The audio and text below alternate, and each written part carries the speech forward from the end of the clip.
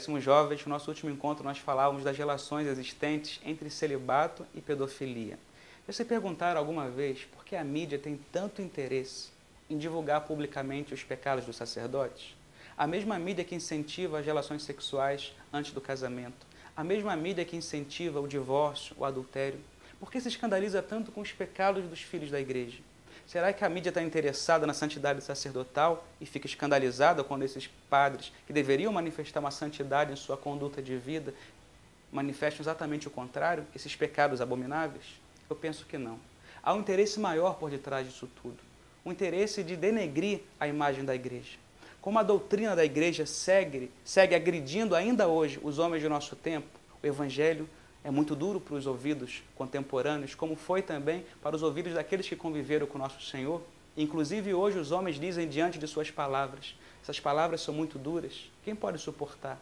A igreja, no entanto, seguindo os passos do seu mestre, não pode renunciar ao anúncio da verdade e segue anunciando o evangelho duro, mas verdadeiro, o evangelho que liberta e dá sentido pleno às nossas existências, ainda à custa de todas essas calúnias e difamações que se levantam contra ela. E por que as pessoas utilizam, então, essa argumentação de colocar os erros dos sacerdotes e de outros homens da igreja publicamente assim, aos quatro ventos, para que todos vejam?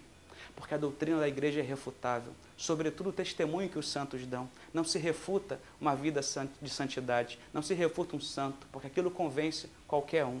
E o que eu posso fazer então para que essa pregação do Evangelho através da vida dos santos, através dos sacerdotes, através de toda a pregação que a igreja realiza, não chegue aos nossos ouvidos e não agrida a minha consciência que quer permanecer no pecado? Ora, eu pego os maus exemplos dos homens da igreja e jogo no ventilador.